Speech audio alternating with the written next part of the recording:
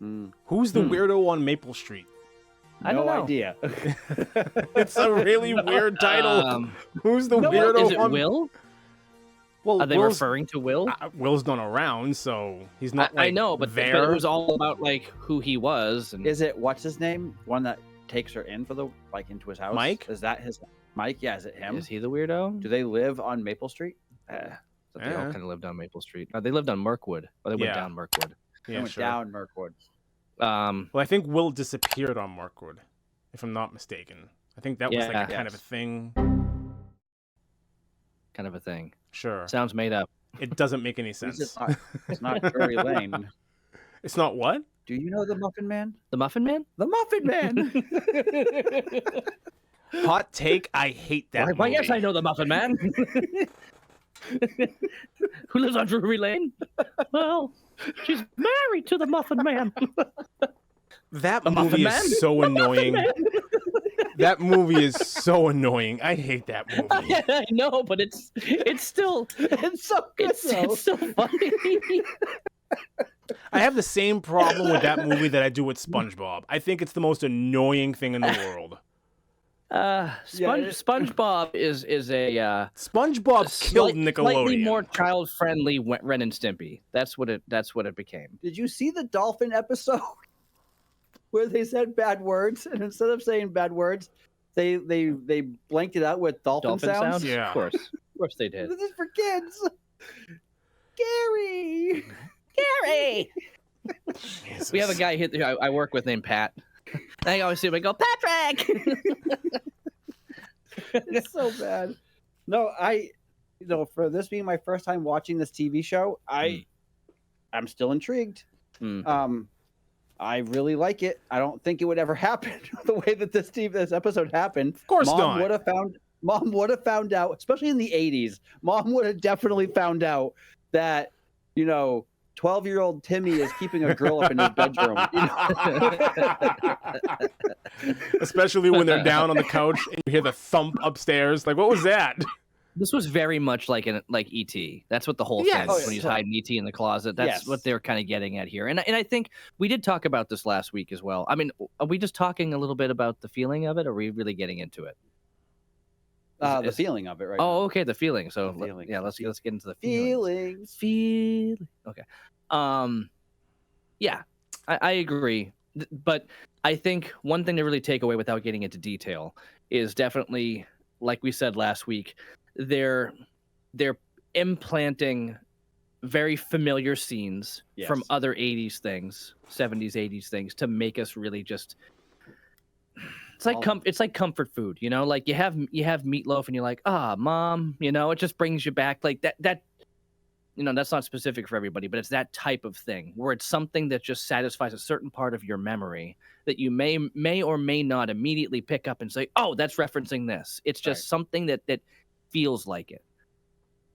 So that's what they've been doing with this whole show, and they're doing it again here. And I'm just going to tell you straight up off the bat, Chuck, it's going to keep happening. Good. This is the entire appeal of this show. Yeah. Is that it just makes you feel like it's the 80s again. Well, yes and no. I mean, there's a lot of story that goes on as things progress. Yeah. There's a lot of story that happens. It's not just all the feels. I feel like this whole first season, from what I recall, is just that. Trying to finally get into what's actually going on here. I feel it.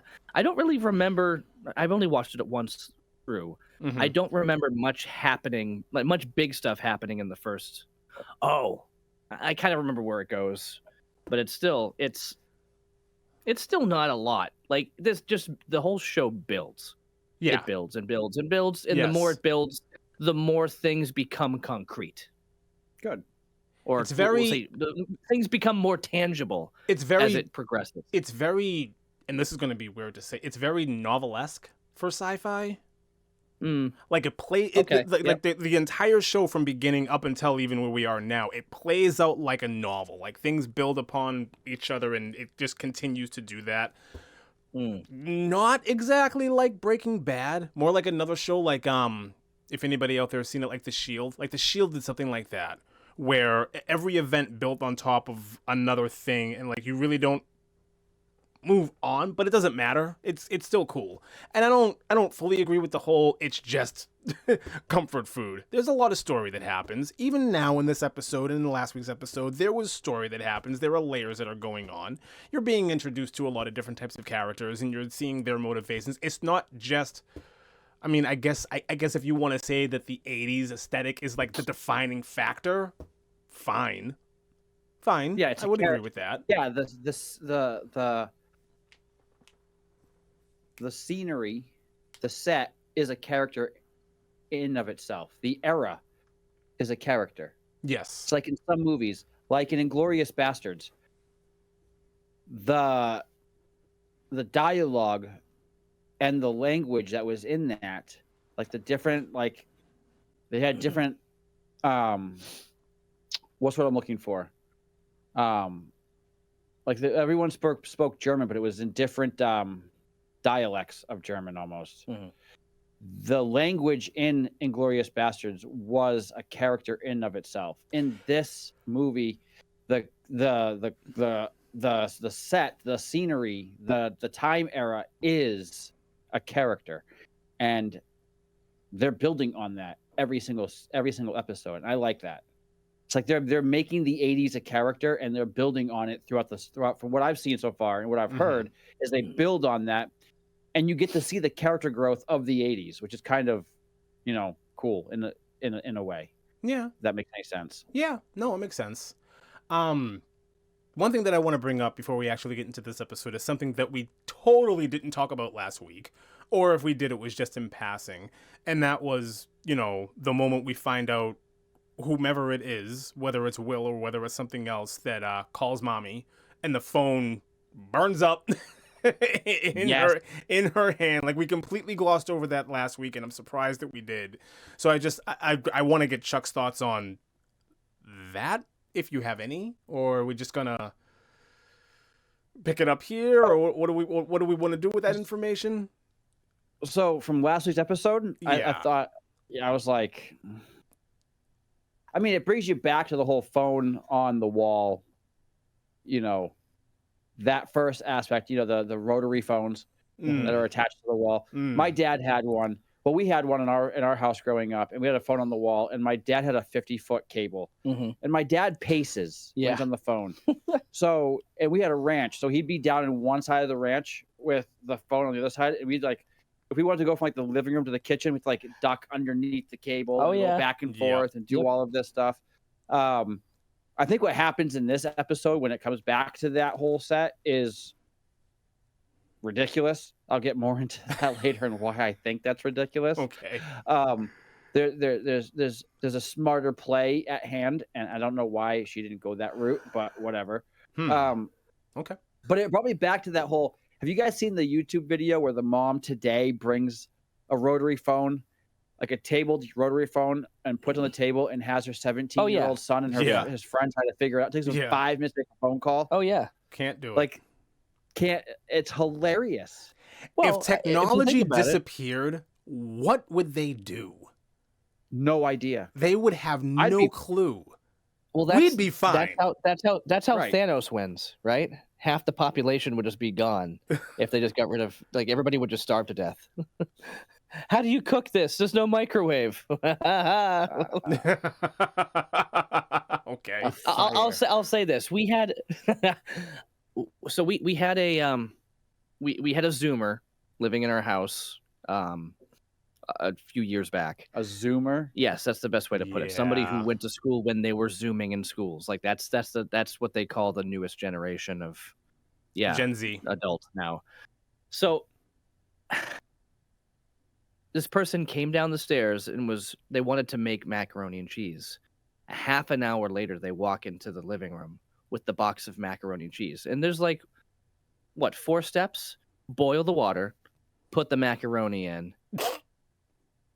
drain it, and then add the mix, in the milk. Well, a little bit of butter, a little bit of milk, might help out. Yeah, it's part of the same step. You just mix it all together. There you go. Then you're done.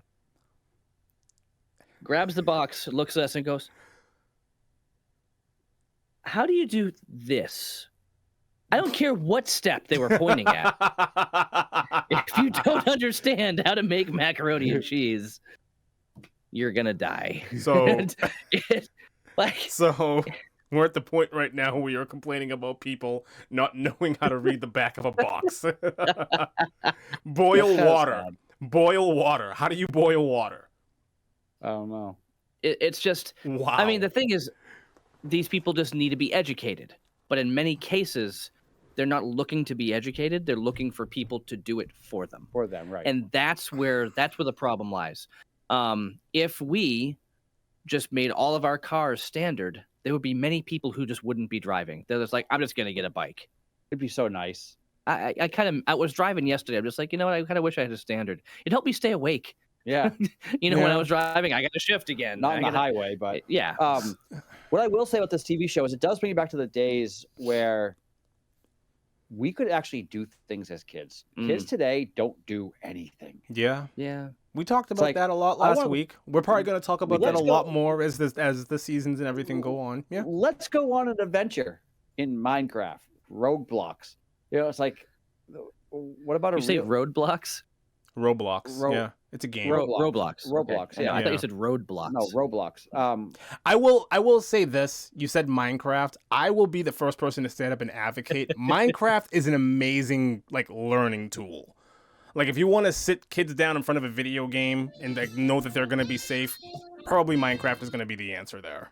I would. Yeah, my daughters play Minecraft and I'm fine with it, but it's like when that is your only level of it shouldn't be. It shouldn't be your only level, but it should be like. Oh, that's right. I'm like, go outside, dude. Well, what do we do? Like, get a stick.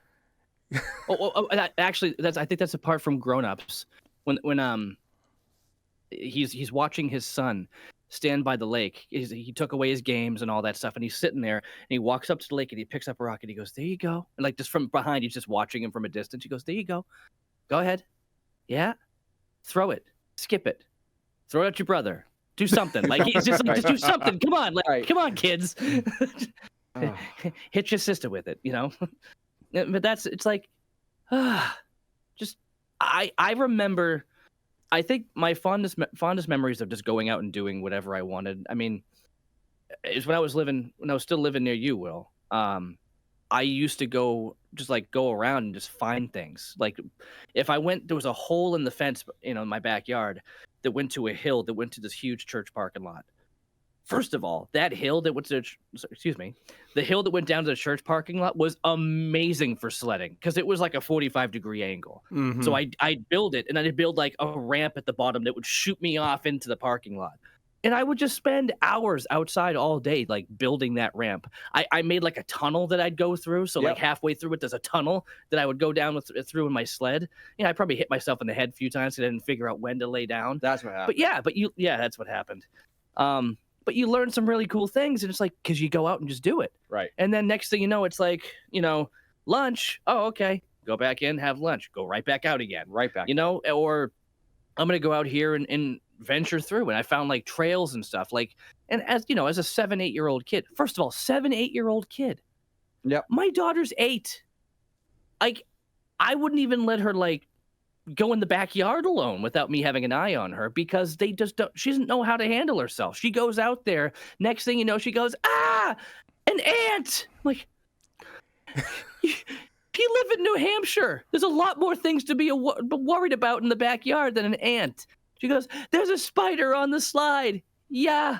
I'm like, there's lots of spiders on that side. What do you expect? I'm like, I don't like spiders either, but I'll step on them, get them out of the way. The kids speaking of slides, kids with slides today have it easy. When the metal ones? The metal ones at the playgrounds at schools that would burn you. That would 400 come degrees home outside. You come home with third-degree burns all over your body, and you would love it. The backside of your legs are still attached to the slide, and you're getting off. You're going on somewhere else, and you're like, "Yep, that's my skin. Just melted to the slide." Today, it's nice plastic. Yeah. Yeah. Static. My hair's a mess, mommy.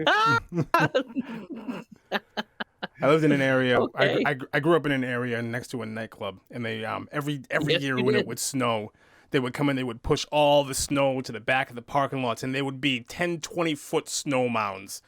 That's awesome. All over the place. And me and all my friends, all we would do on days like that and for days after was climb to the top, fight each other, throw each other off, and it was a blast. King of the Mountain. King of the Mountain. Thank you very much. I can't imagine anybody today doing that. No, that would be a hate crime. She pushed me. Yeah, she pushed me. Well, That's bullying. Well, what'd you do? I pushed her first. It's ridiculous. The stuff that we did, and somehow we survived. I mean, that's the thing is, like I said, I've got kids now that I wouldn't let do certain things because they just don't know how to handle it. My daughter, I love her, but she's like Mr. Glass. You know, she was walking in an office, walking normal pace, not running, turned, tripped over her own foot and broke her arm. She was just walking. She just turned for half a second and broke her arm. It's not funny. It's not funny because it happened in the middle of summer. So it's like, guess she can't swim for like all of the swimming months. Right. Poor kid. But like, that's what happens. I'm just like, I can't let her go outside. It's the bubble boy. It's like the secret garden, the kid with the legs, you know? But, you know, and that's where things are now. Like it's just, I always look at it like there are certain things that if they don't get exposed, then they're susceptible to, you know, sickness, damage, whatever. You need to build up calluses, you know? You need to get some scar tissue. You know, you need to break some bones. No, you're right. You don't have to break bones, but the thing is, you have to do stuff like that. And nowadays, kids aren't exposed to anything that will. And if a bone gets broken, it's the end of the world. It's over. It's the end of the world. You know, then police get involved. That was the other thing too. Is like, my wife brings my daughter with this makeshift splint, you know, out of like a couple of rulers and some ace bandage, and they had like, can we ask you to leave the room?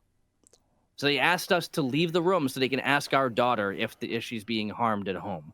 Now, I understand that makes sense for safety, but the thing is, it's such a common thing right now where it's just like the only way a kid's going to get hurt is if the parent does it. Kids don't go outside. Right. I was going to a doctor's office for an appointment a couple weeks back, and one of the questions on the thing was, how are things at home? And I'm like, they're good. Why? Like, why do you care?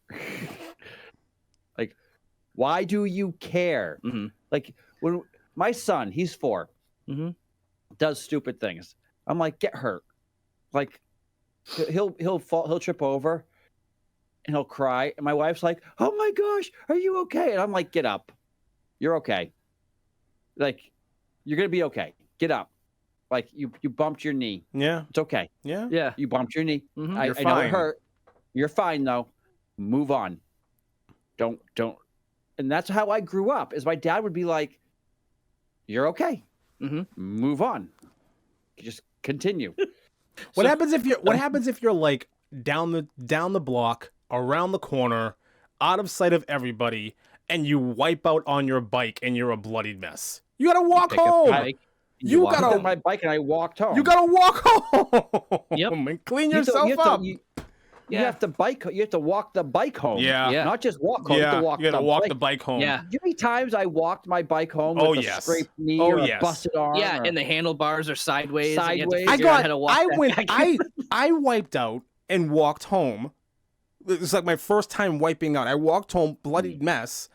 I got grounded for 2 weeks for leaving my bike back there, and I'm like, I did that once. I was in my I was probably 16, 17 years old. I bought my first, like, my own BMX bike, like a track bike. And my friend and I would jump off of stuff. And there was this giant mound that was between this parking lot that we would bike in and the street. And we were in backwoods, you know, New Hampshire, where in this road, every hour a car would drive by. Like, it wasn't busy at all. And our bikes were 2-3 days old. And I went to go in this mound. It was a big, long, you know, there was trees growing out of it. Like, it was decorative for the parking lot. And I go to jump, and when you jump on a bike, you pull your handlebars up. Mm-hmm. I pulled my handlebars up Off. out of the bike. Yes. So when I landed, back tire landed first. Front tire goes down. I go over into the road, and I rip up my arm and my shoulder, and I'm a mile from my house. So I have to somehow, with a busted arm, put my handlebars back, like the pole like sticks back. I had to put it back together and then walk a mile home. Yeah. Today, that sucks. None of that would happen. No, Nope. They just pull out their phone. Yeah. Call an Uber. Pretty much. Probably. Using their mom and dad's credit card. Uber Junior. Probably. But to get into this episode too, not to get into, but to kind of show stuff here is even the bikes that they use in this are like, I love the bikes. They're the old they're lights. so vintage. The old lights, the banana seats that we, you know, even the handlebars are vintage. Like everything about these bikes that they're using, it's wild. They did do a good job finding a lot of. At this point, they'd be considered antiques, and that's not, and it's not cheap. Finding things, finding like vintage equipment or like vintage, the clothing, the cars, the sets that they're using, the bikes that they're using, even down to the furniture. It's not a lot cheap. of it gets restored too, and some are replicas, obviously made for it. But still, it's like to find all that stuff or to make it, to fabricate it. Yeah, definitely. No, I was thinking back to it's the reason why a show on HBO called Boardwalk Empire was canceled. They just couldn't keep up with the costs of keeping the aesthetic of the show in the 20s and 30s. Like they could not afford it anymore. You can only use the same props so many times. How many times was that Indiana Jones idol used? Or I think that one of the funniest pictures now is there was one for that show Modern Family, and you've got Ed O'Neill, and he's reading a newspaper. And if you see a scene from Married with Children, it's the same newspaper. It's like, how long has Al been reading this paper? It's been 25 years. The diner scene. John Travolta in the diner scene. John Travolta. We're back on this. You've said this before. Do you think they're the same thing? They're not the same thing. We're not having this argument again. They reused that scene 2 or 3 times in that whole movie. It is twice, and they are 2 completely different things. They are different conversations going on. No, stop. Yeah. Anyway, I'm looking it up. You go ahead and look it up. So I was thinking about it, and just calm down, honey buddy. I'll execute every last one of you. All right. So if any of you move, I'm sorry, that was not a threat. I'm just that movie's even that's different. Yeah. Even that was reshot in that movie. So yeah. Anyways, Stranger Things. Yeah, go ahead. I'm waiting. I was gonna while he's looking it up.